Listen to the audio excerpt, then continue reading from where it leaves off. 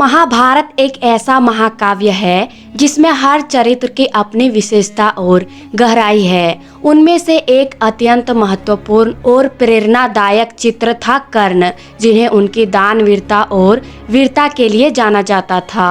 कर्ण को जन्म से ही कई कठिनाइयों का सामना करना पड़ा, लेकिन उन्होंने जीवन भर सत्य, कर्तव्य और दान को ही अपना धर्म माना। कर्ण की मृत्यु महाभारत के युद्ध में अर्जुन के हाथों हुई, लेकिन उनकी मृत्यु के बाद स्वर्ग में जो घटनाएं घटी वे एक महत्वपूर्ण शिक्षा देती है। यह कहानी इसी पर आधारित है कि मृत्यु के बाद कर्ण को फिर से धरती पर क्यों भेजा गया। नमस्कार दोस्तों, स्वागत है आपको हमारे चैनल LK मोटिवेशनल पर। कर्ण का जन्म माता कुंती के गर्भ से हुआ था, लेकिन वे अविवाहित होने के कारण उन्हें नदी में प्रवाहित कर देती है। वहां अधिरथ नामक सारथी और उनकी पत्नी राधा ने कर्ण को गोद ले लिया और उनका पालन पोषण किया। इसी कारण कर्ण को सूत पुत्र कहा जाता था। कर्ण एक महान योद्धा बने और धनुर्विद्या में पारंगत हुए, लेकिन समाज ने उन्हें हमेशा सूत पुत्र कहकर अपमानित किया। द्रोणाचार्य ने उन्हें शिक्षा नहीं दी, इसीलिए कर्ण परशुराम के शिष्य बने। हालांकि जब परशुराम को यह पता चला कि कर्ण क्षत्रिय नहीं बल्कि सूत पुत्र है, तो उन्होंने उन्हें श्राप दे दिया कि जब वे अपने जीवन के सबसे महत्वपूर्ण क्षण में अपना दिव्य अस्त्र चलाने का प्रयास करेंगे, तब वह अस्त्र उन्हें याद नहीं रहेगा। इसके बावजूद कर्ण ने कभी हार नहीं मानी और अपने वीरता व दानशीलता के लिए प्रसिद्ध हुए। वे इतने बड़े दानी थे कि उन्होंने कभी किसी भी याचक को खाली हाथ नहीं लौटाया। इंद्रदेव स्वयं उनके पास याचक का रूप लेकर आए और उनसे उनका दिव्य कवच कुंडल मांग लिए। कर्ण ने बिना किसी हिचकिचाहट के उन्हें दे दिया, क्योंकि वे किसी को भी निराश करना नहीं चाहते थे। महाभारत के युद्ध में कर्ण कौरव के पक्ष की ओर से लड़े। वे दुर्योधन के परम मित्र थे और अपनी मित्रता निभाने के लिए अंतिम क्षण तक उनके साथ रहे। युद्ध के दौरान कर्ण और अर्जुन का भयंकर युद्ध हुआ। जब कर्ण का रथ युद्ध भूमि में धरती में धंस गया, तो उन्होंने अर्जुन से आग्रह किया कि जब तक वे इसे निकाल न ले तब तक उन पर वार न किया जाए। लेकिन भगवान कृष्ण ने अर्जुन को याद दिलाया कि कर्ण ने भी द्रौपदी का अपमान किया था और अभिमन्यु की मृत्यु में भी भूमिका निभाई थी। अर्जुन ने श्री कृष्ण के आदेश पर कर्ण का वध कर दिया। कर्ण की मृत्यु के बाद उनकी आत्मा स्वर्ग पहुंची, लेकिन वहां उनके साथ कुछ ऐसा हुआ जो उनके लिए भी अचंभित करने वाला था। जब कर्ण स्वर्ग पहुंचे तो उन्हें वहां देवताओं ने सम्मान पूर्वक बैठाया।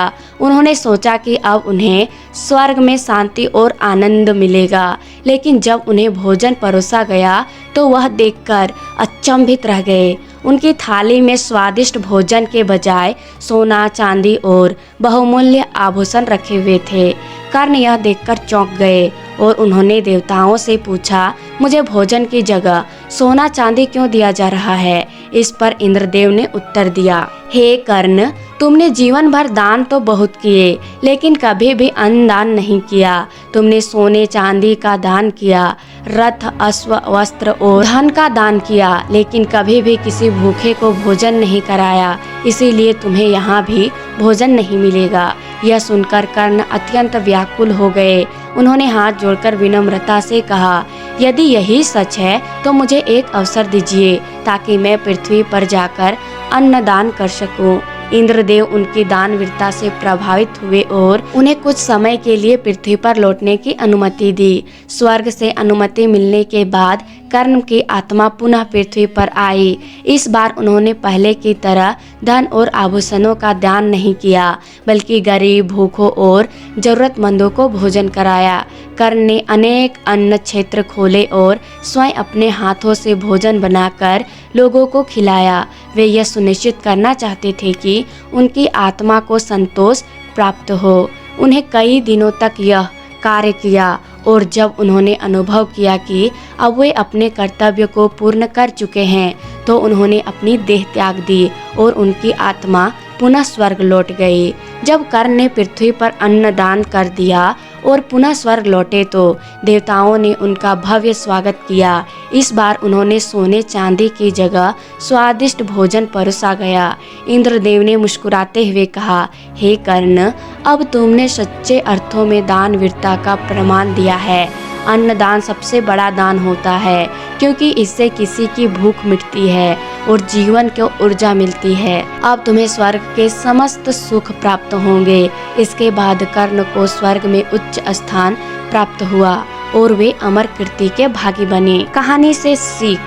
यह कहानी हमें यह महत्वपूर्ण शिक्षा देती है कि दान करना अत्यंत पुण्य का कार्य है, लेकिन अन्नदान सबसे बड़ा दान होता है।